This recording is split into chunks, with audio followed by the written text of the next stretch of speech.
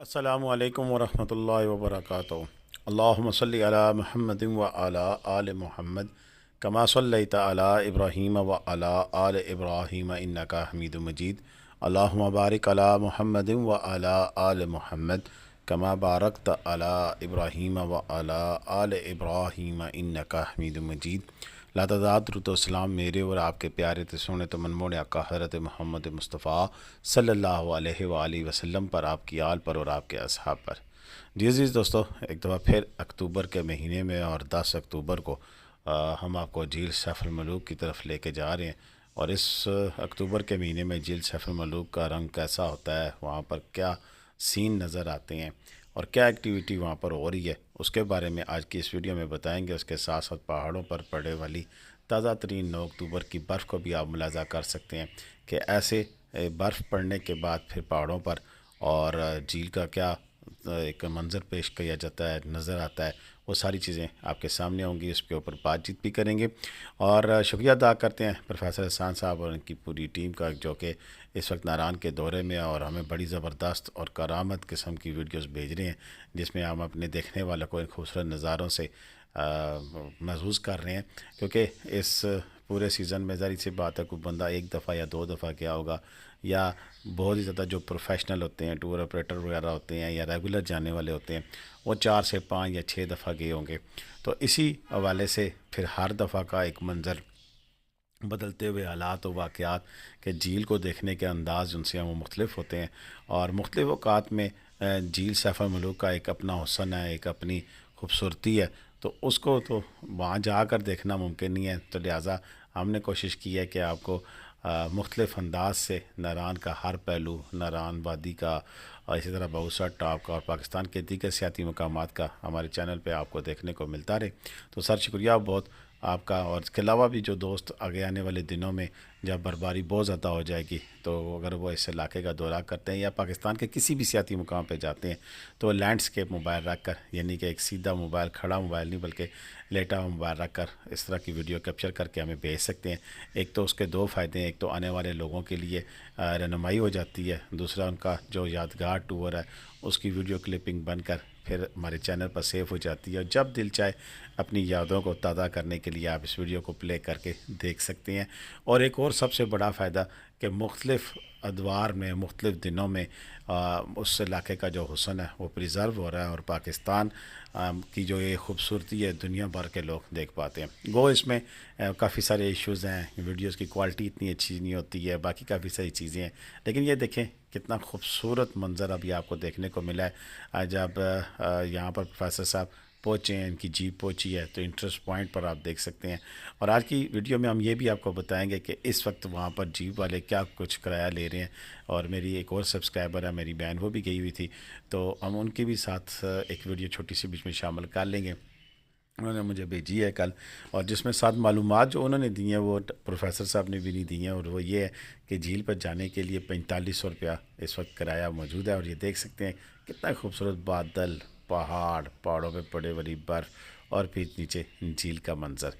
और झील के बारे में बात करेंगे कि झील के सीन क्यों इतना ज़्यादा ख़राब है और पानी क्यों कम होता जा रहा है, इस पर भी बातचीत हो गई। लेकिन बातचीत शुरू हुई थी किराए के वाले से, मंज़र आ गया, टॉपिक बदला दिया। तो उसमें हम ये आपको बताना चाहते हैं कि जनाब ये हमारे भाई हैं कि जिन्होंने वीडियो क्लिप बना के हमें भेजा है। सर बहुत शुक्रिया आपका, आपकी बड़ी मोहब्बत कि आपने टाइम निकाला और इतनी मेहनत से इतने खूबसूरत क्लिप्स बनाकर हमें भेजे हैं। पहले जी वाली बात पूरी कर लें जी। 4500 रुपये किराया है, और अगर लोकल जाना चाहते हैं, मसन के वहाँ पर लोकल गाड़ियाँ भी चलती हैं, जो फेरे लेके जाती हैं, सवारियाँ लेके जाती हैं, तो 400 जाते हुए और वापसी पे 300। और अगर आप दो बंदे हैं तो आपको जीप करने की ज़रूरत नहीं है, आप इस तरह भी जा सकते हैं। बाकी अगर आपने यहाँ पे बोटिंग करनी है, यानी कि कश्ती में बैठकर इस झील का पूरा चक्कर लगाना है, थोड़ा चक्कर लगाना है, 3-4 ऑप्शन इसमें मौजूद होती हैं। और 3500, 4000 रुपया, 3000 रुपया, जितना आप अफोर्ड कर सकते हैं उस हिसाब से आपको ये झील का चक्कर भी लगाते हैं। और ये कोई उसमें मशीन वाली बोट्स नहीं है, और ये सारी हाथ से चप्पू चला कर चलाने वाली बोट्स हैं, और यहाँ पर आप इंजॉय कर सकते हैं। बाकी रही बात, अगर अब झील के बारे में बात करें तो झील की काफ़ी सारी इस पे तहकीक और इसकी रिपोर्ट्स आ चुकी हैं, और वही है कि पिछले साल और उससे पिछले साल यहाँ पर आने वाले जो ग्लेशियर्स हैं और उसके साथ साथ जो सैलाबी कैफियत हुई थी, उसकी वजह से झील के अंदर काफ़ी ज़्यादा कीचड़ और इस तरह की चीज़ें आ गई थी, जिसकी वजह से झील में पानी की जो सतह है वो दिन ब दिन कम होती जा रही है। और जिसकी वजह से आप देख सकते हैं कि जैसे झील की स्टार्टिंग में और एंड पॉइंट में बहुत सारा फ़र्क आ गया। यानी कि झील के जब शुरू होती है अप्रैल के बाद उस वक्त, और इस वक्त जब पानी बहुत ज़्यादा इससे डिस्चार्ज हो चुका होता है, तो इस वक्त जो नज़ारे हैं वो मुख्तलिफ होते हैं। एक बड़ी कॉमन सी चीज़ है कि यहाँ पर जब मिट्टी की जो नीचे से तय जो सी है वो बढ़ती जाएगी, तो फिर झील में पानी कम होता जाएगा। इसके लिए कोई लाअमल इख्तियार करना चाहिए। मैं तो कोई इसका माहिर नहीं हूँ, लेकिन जो माहिर लोग होते हैं उनसे बातचीत करनी चाहिए कि इसको कैसे प्रिज़र्व किया जा सकता है और कैसे ज़्यादा देर तक इसकी हिफाजत को बरकरार रखा जा सकता है। याद रहे कि ये नेचुरल झील है, कुदरती झील है, इसे किसी ने तामीर नहीं किया हुआ, इसका बंद नहीं बनाया हुआ।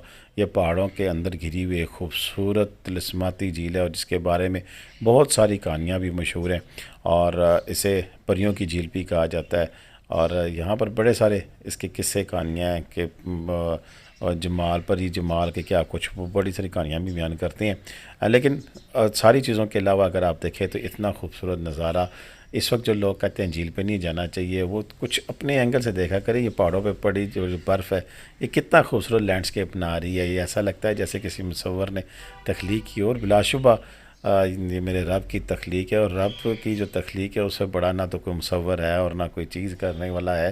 लेकिन इस वक्त देखें कि 9 तारीख की रात को थोड़ी सी बर्फ़ बरसाई और एक रंग का एक, यानी किसे कहते हैं ना कि स्ट्रोक लगा दिया, और ऐसा स्ट्रोक के जो पहाड़ों की जो खूबसूरती ख़त्म हो रही थी उसकी खूबसूरती को 4 चाँद लगा दिए।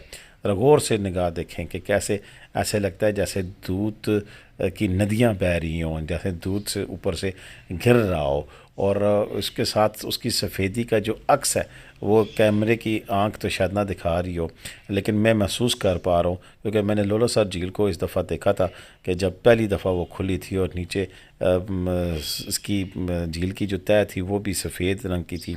टुकड़े टुकड़े सफ़ेद जो ग्लेशियर थे वो पानी के अंदर थे, पहाड़ों पर भी बर्फ़ थी, और इतना खूबसूरत मंजर था कि मेरा दिल का था बस यहीं के वर जाएँ। अनफॉर्चुनेटली वहाँ बर्फ़ शुरू हो गई थी और हमें वहाँ से भागना पड़ा था कि कहीं ये ना हो कि हम फंस जाएँ और रास्ते बंद हो जाएँ। बहरकैफ जी, बड़ा ही ज़बरदस्त मंजर। Thank you once again professor साहब, आपने हमारे इस नारान के टूर की मेरा ख्याल है आखिरी ये मुकम्मल तफसील की वीडियो होगी जो कि हमने आपके साथ शेयर की है।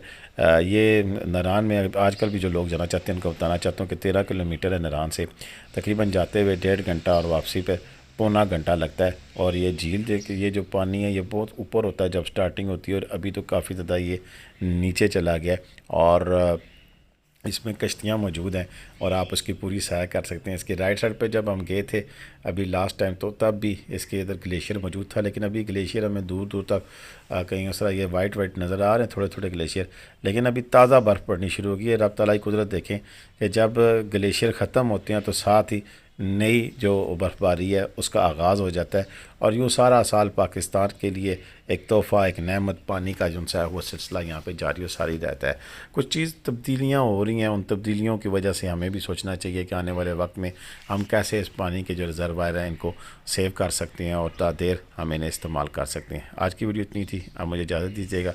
पाकिस्तान जिंदाबाद, पाकिस्तान पाइंदाबाद। जीते रहे, खुश रहें, आबाद रहे, अपनी दुआ में याद रखिए, और स्पेशली जिन्होंने वीडियो बना के भेजी उनके लिए भी स्पेशली दुआ कीजिएगा कि उन्होंने इतनी मोहब्बत फरमाई और इन्हें हमें इतने खूबसूरत नज़ारे देखने को मिले। इजाज़त देंगे। अल्लाह हाफ़िज़। पाकिस्तान जिंदाबाद, पाकिस्तान पाइंदाबाद। जीते रहें, खुश रहें, आबाद रहें, अपनी दुआ में याद रखिएगा। अल्लाह हाफ़िज़।